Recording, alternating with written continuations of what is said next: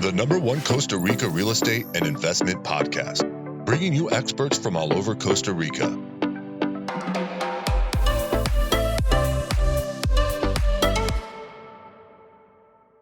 Hello guys, and welcome to episode 180 of Costa Rica Real Estate and Investments with me, your host, Richard Bexon. Today we're going to be talking with David Karr. I think David is probably the person that we've had on the podcast the most. So you probably remember him. He's the owner of Coldwell Banker franchise in Jaco.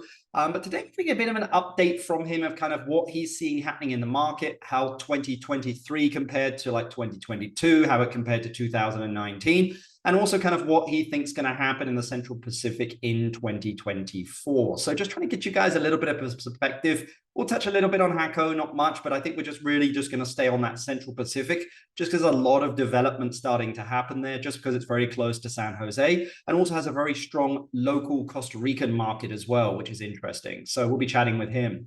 If anybody wants to hear about our Manuel Antonio project, which I've mentioned a couple of times here, you can just go to manuelantoniotreehouse.com. We built a website for it. So manuelantoniotreehouse.com. If you need anything else, just contact us there. Remember, if you're thinking about doing anything in Costa Rica, there's not much we haven't done personally. We haven't done for clients. I'm sure that there'll be a few things out there that maybe you guys are thinking about doing. One of the ones that we had recently was igloos, or as I like to call them, jigloos, jungle igloos. I'm sure that'll get a laugh out of Olga and Steve there. So jigloos. But it's just very interesting. I mean, you know, where hospitality and real estate and kind of vacation rentals meet is where we, you know, is our kind of bread and butter. We really know that area really, really well. But just really just being on your side of the transaction, making sure you're making the right decision for you. You know, and sometimes we'll say to you, look, we don't think investing in Costa Rica is right for you if we don't think so. So yeah, reach out to us, info@investingcostarica.com. That's info@investingcostarica.com. But let's get straight into the podcast. Good morning, David. How you doing? Good morning, Richard. Good to see you as always. Yeah, you too, buddy. I think that you are the person that's been on the podcast the most, and I'd love to get you on here, and I know the listeners do as well, and it's always good to get a market update and also get an update of kind of like what else is happening in the Central Pacific area there as well, because I know it's, you know, it's the closest beach area to the San Jose airport. Typically, it's been the strongest area. You know, I think that, you know, San Jose arrivals, you know, a bit down, I would say, in 2023 over, you know, pre-COVID, but I think a lot of that's business as well. You know, the business is just not traveling as much, whereas, you know, Liberia is up, you know, close to 20% over the year. But maybe you could give us an idea of, you know, I mean, markets had a bit of a big comeback, you know, in 2023, real estate in the States, you know, and around the world has kind of flatlined or declined. But I mean, what happened in 2023 in your area? Well, we're still seeing a lot of traffic. We're seeing plenty of activity. I mean, it's definitely, you know, come down from 2022 where just you don't have, I would say, as quick movement on certain properties, but plenty of demand. And I think probably the summary for 23 in the Central Pacific market has been new construction, right? Yep. That's just been coming in full force. You know, I kind of foresaw this a few years ago, and I actually kind of talked a lot about it, and it was a little bit of a delay. And I had talked about years ago where I think we were just going to see more and more merging of the Jaco market, the Central Pacific market, with San Jose. And it seemed like there was a delay on that, but it's really starting to take shape now. So that's what we're starting to see, is more of that influence of San Jose from San Jose buyers, San Jose renters, San Jose developers. All of that, more so than probably some of the other markets, is really impacting the Central Pacific. Well, I think that's something to bear in mind here, because, you know, Guanacaste probably is 90%, you know, foreigners and 10% locals. And I think I'm being nice with the 10% locals. Whereas, I mean, what would you say Jaco is as a percentage of buyers?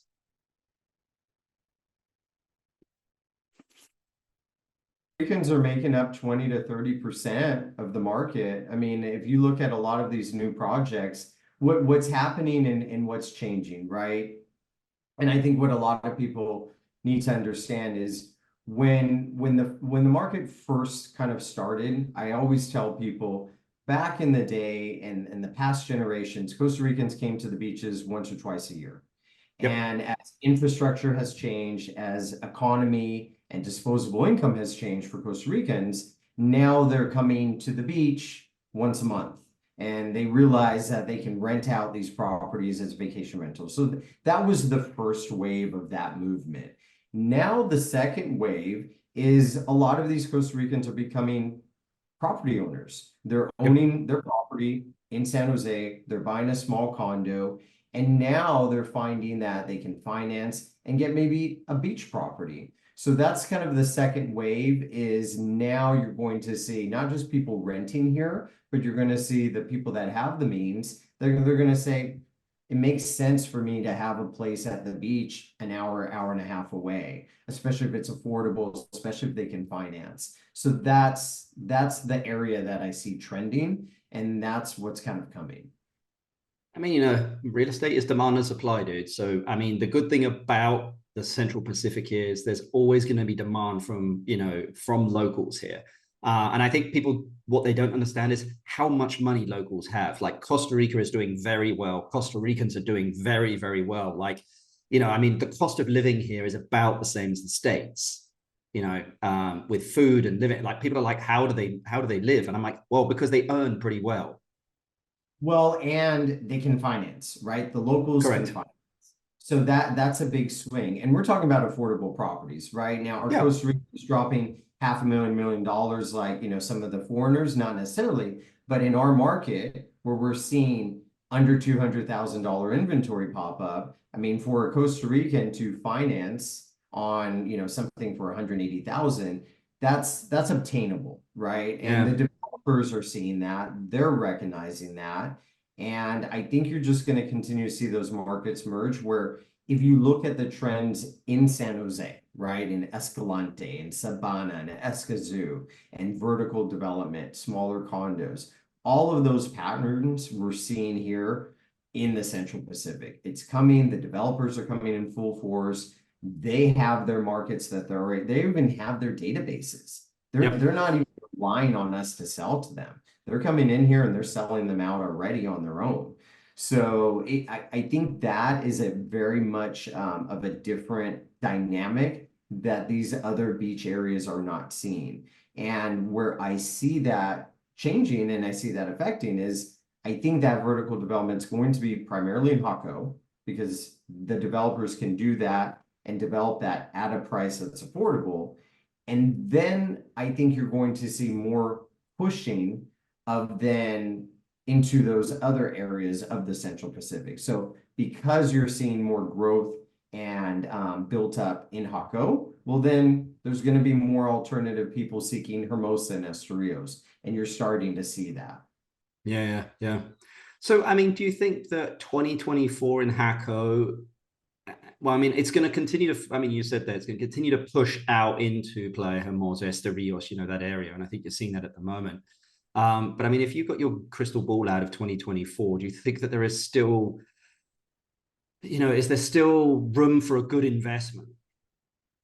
Absolutely. Yeah. I mean, in my opinion, where I've seen some of the best returns and gains in real estate in Costa Rica have been the opportunities when you can get in that entry level price point of pre-construction, right? Yep. You can get in at that ground level, you can get a discount, then it also raises because it always is higher after it's finished. So that's been a good strategic spot if you're looking to see, growth on investment. What do you think the impact is going to be? Again, you mentioned there's a lot of pre-construction stuff happening, new towers about to go up. I mean, in the next 2 to 3 years, it looks like Jaco's inventory is probably going to double or close to it. I mean, what do you think, what's going to be the impact of that? Definitely, it's going to impact the rental market. I mean, we're already seeing signs of it. The latest wave of the new construction is about to be complete this year. So probably in the next 6 months, we will see new delivered inventory come to the market. And a lot of those are going to flood the rental market. However, there's some things to keep in mind. We're still growing on those rentals. We're getting more of those long-term rentals that need to fill in those gaps. So you are going to see some help there, but don't want to sugarcoat it. It's going to saturate the market. But I think depending on people's expectations there's some people that have been, I think, a little too optimistic into what they should be expecting in the rental market. And those people might be disappointed because it's going to affect them. But it all comes back to what I usually tell people. If you're happy that it's just going to cover your bills, you're going to have a place in Costa Rica that you can use, and the rest of the time pays for your vacation to come down, pays for your bills, even in a saturated market, you should still be able to achieve that, no problem. I mean, I say that to people as well. There's probably nothing in Costa Rica you're going to invest into that you're going to lose money. Like, I mean, there are a couple of things, but like if you're smart, like you just have, your wits about you, you're not going to lose money. You'll cover your costs. Again, as you said there, you'll be able to travel down. Like it's that lifestyle investment, and you'll probably gain some equity over the long term. But I mean, if you're, the loss, Richard, is an expectation, right? The loss is mentally, if you're thinking you're going to make a 10% net return and you only make 3, right? Then yes, psychologically, you're losing. And that's the biggest difference. So I think as long as expectations are met, that, hey, this is a vehicle for you to enjoy, and it's going to pay for you to enjoy it and use it, even with a saturated market, I think you're still going to achieve those. Yeah. I mean, what areas beyond Jaco do you think people should be looking at?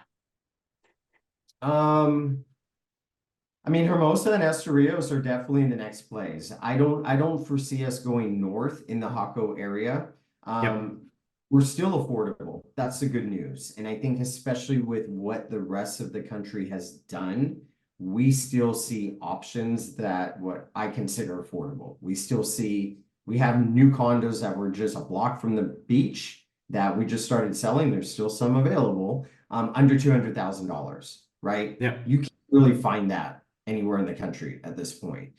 We still have options under 300,000. We still have single family homes close to the beach in the 300s. So I think that we have enough inventory and we have options that I think anywhere in the area, depending on the goals and your likes, definitely should be looked at.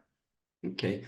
We had Maria a while back from Mystico. We were chatting over there. What's your viewpoint on Mystico? You think that that's something that people should be looking at? I love Mystico. I'm quite bullish on it. There's some controversy out there, between the surfers and not being happy with some of the things, out there. I love it. I think it has a ton of potential. I'm pretty bullish on it. It is something that, you have to carefully evaluate, understand, why I'm bullish on it, what is the potential. But yeah, overall, I think it's a great option and a good alternative to what some people are not wanting in Jaco any longer, right? It's really interesting because Jaco's kind of going 2 different directions. As it gets more built up, there's actually people that like it even more, right? Yep. Because it's even more infrastructure. It's even more of a city. And I would say that a lot of the masses actually like it even more. And they're saying, no, I want to be here. But then there's others that are saying, it's kind of built up for my taste. Yep. And they want more of the space and the green and all of that. So that's where, a place like Mystico is a good option. I mean, we see it all over the country. I mean, people go to Tamarindo for the first time, they like it, but then after they spend a little bit there, it's too touristy, there are too many tourists, the traffic, so they go either north to Playa Grande, or they go south down to Avellanas. I mean, in Jaco, it seems to be south to Playa Hermosa. I mean, we're building a variety of different luxury homes in the hills of Hermosa. I mean, there's some stunning homes up in those hills, like multi-million-dollar homes. Yeah. And Mystico, yeah. I mean, look, I think the big thing, the potential about Mystico is you've got big Costa Rican developers behind it that have done a lot of stuff before, and oh yeah, and now's the time. So yep. I mean, it's just something to have a conversation, right? If someone's interested, there's a conversation to be had to explain why, and where I can kind of guide and consult where the spots are within there that I feel are. But also, Playa Bajuco, I think has always had all the potential in the world. That is a stunning beach. You're centrally located. You're close to Jaco. You're close to Manuel Antonio. You're close to both marinas. It's quiet. It's more of that old Costa Rica charm. And that area is really about to take off. I think I met with some developers, again, from San Jose, that are about to do a big project out there. There's just a lot of stuff coming this way, and rightfully so. I mean, again, the Central Pacific, I feel, has always been undervalued. And I think now, as things have gotten more expensive, what happens is people come through this area by default because they're priced out of the other markets. Yep. Well, and also, I mean, we develop all over the country, and the water infrastructure and road infrastructure is very good as well in the Central Pacific. We don't have the big water issues that Guanacaste is having at the moment, in some areas. So we just don't get them in the Central and Southern Pacific because, again, you've got the mountains behind and it pulls all the water down. Yeah, yeah. And it's just amenities, services, everything's just easier here, right? You want to go from Jaco to Los Sueños, no problem. You want to go to Hermosa, yeah, get on the highway, no problem. You don't have to then turn around and get on another road and loop over 30 minutes, to beach them all over. I always like to ask, I mean, a lot of people are looking to potentially relocate down here to Costa Rica full-time, find a job here, start a business, or potentially just do it part-time. I mean, what services or businesses do you think are missing in your area that somebody could look at doing? I mean, I would say everything, right? I mean, as we grow and get to more of a city, but I think a lot of that's coming. I mean, there's works of a $5 million K through high school school here that's going to be accredited, and it's going to fill that need. I think all of that's coming as far as more services, right? The more people we have, more vets, more. Personally, I think we need a good grocery store. I know that sounds minor, but I think that they should just rebrand the Maxi Pali to Walmart, get more of a good established central spot to get, a little bit more other than Auto Mercado. So I think it's just going to be all those services, that maybe a few more specialty clinics, right? More of a clinic where you have your dermatologist, your gynecologist, radiologist, things like that, where you don't have to go to San Jose for a special trip. If that can be done in the Jaco area, stuff like that will help as well. But all of that is definitely coming. The one thing that keeps buzzing around in my mind is an automatic car wash. They are not here in Costa Rica, right? I've thought, I don't know logistics. Yes, you're absolutely right. A car wash is not, like, washing your car is not cheap here. Correct. At least in and it's by hand. It takes like 30 minutes. Forever. It takes 30 minutes. No, they'll take like 2 hours. Well, you want it polished, David, as well. So yeah. Yeah, but yeah, or even the ones where I can do it myself, right? That has like everything there, and I put my quarters in there. Maybe we're thinking too ambitiously. I don't know, and I don't know how much that really makes sense for someone to make money off of. I mean, look, at the end of the day, the best ideas have to make sense and make people money. Correct. Yeah. What do you like? I mean, again, I think when we look at comparisons year to year, I mean, comparing to 2022 was like the steroid era. It's like baseball. I mean, there's the steroid era in it. If you go pre that, so say 2019, because I think that's probably the good benchmark. How do you think 2023 lined up against 2019, and how do you think 2024 is going to line up against it? Meaning, is the tide higher? Is it going to be about the same? I say probably similar to 23, right? I don't think that we're going to level off a whole lot. I think we're kind of flatlining. But still above 2019. Oh, absolutely above 2019. Yeah, for us, 2019 was on the low side.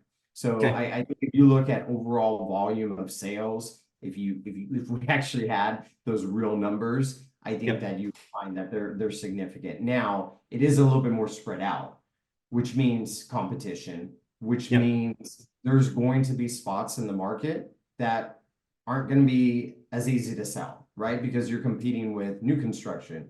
So it is a little bit more competitive, and that doesn't mean if you're a seller, oh, well, great, David, this is a good time to sell. Well, what are you selling? And what price do you have it at, and what are you expecting? Because we see plenty of sellers that are interpreting that as thinking that they can get their top dollar and sell in 30 days. Yep.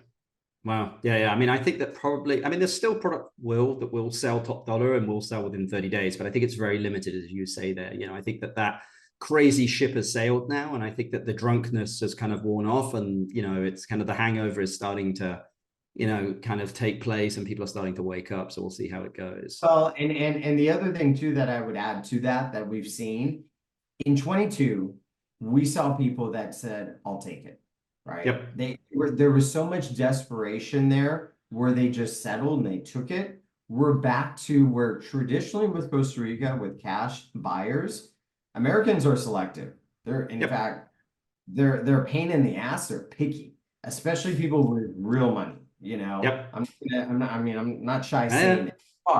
They are. And guess what? If it's not perfect, if it's not what they're looking for, they'll wait or they'll pass. And in our area, we see plenty of product that was delivered in 05, 06, 07 of people that have never changed that property. And we're seeing people that say that's why the pre-construction is doing well, because it's new, it's dated, it's not old. They don't have to go in and remodel. So that's a transition too that I think we'll see. And I think those people that are willing to put money, invest, update their properties, those are going to be the people that are going to be more successful moving them. I agree. Well, David, I've kept you long enough. It's always great chatting with you. But my last question to you, which I love to ask everyone, is if you inherited $500,000 and had to invest it into a business or real estate in Costa Rica, what would you invest it in? Is it a new build? Gosh. Is it an automatic car wash? What is it going to be, David? 500 today. Yeah. It's always kind of changing. I've been, in the past, I've been focusing on commercial properties. Yep. Oh, today, I don't know. I might go with, I don't know. I might be going Hermosa Estorils, maybe going that route, looking at something over there. I did just buy Mystico personally, disclaimer there. So yep. Who knows? I might be looking at something else there. But I think residential, I think I'd probably shift a little bit from the commercial side of things. And probably buy something that makes sense more in that area. I'm kind of bullish with what I see coming. I think those areas are going to be really good. Awesome. Well, man, I really appreciate your time as always, David, coming on the podcast, giving us a bit of an update and giving everyone a bit of perspective on what's happening in the Central Pacific. Anyone that wants to reach out to David, all of his contact details are in the description, but really appreciate it, buddy. Good catching up, man. I'll talk to you soon. Awesome. Catch you later. Guys, great podcast there from David. And I think, the great thing about David is he's a straight shooter. So you get a kind of real idea that, like, again, 2023 was, lower than 2022, which I think was to be expected. But 2024 is looking good. And we're still above the tide of 2019. So much, much higher than we were pre-COVID. I always say that Costa Rica is just getting started. And for anyone that's been down here and spent time down here, or has been to Mexico, been to Hawaii, the Dominican Republic, you'll clearly understand that Costa Rica is just getting started. But I'm also going to add the caveat there of it's complicated here as well. It's a beautiful mess, guys. Water infrastructure, electrical infrastructure, road infrastructure, zoning, there's not really zoning plans for a lot of this country. So it's always good to have a good guide, and that's kind of where we come in here, guys, and just making sure you're making the right move. I mean, we've had clients come to us who have bought bits of land and they had a water letter, and the water letter was actually fake, or, that the asada that was giving the water letter was defunct. And unfortunately, there is still that air of, I would say, shadiness. Some people say that Costa Rica is a sunny place for shady people. I think the majority of people are very good here, but you've just got to, have your wits about you, and trust but verify everything. So if you're looking to do anything here in Costa Rica, you'd like to reach out to us, you can do info@investingcostarica.com. That's info@investingcostarica.com, or you can just put in my name, Richard Bexon, into Google. I don't think I had a shady past or anything, so you can read everything that everyone's ever written about me there. I believe we have a pretty good reputation here. But yeah, any help you need, just let us know. If you've enjoyed the podcast, guys, please pass the pod on, share it, and give it to anyone that you think it would be of use to. But until the next podcast, I very much appreciate everyone's support, and have a great day, guys. Bye. The #1 Costa Rica real estate and investment podcast, bringing you experts from all over Costa Rica.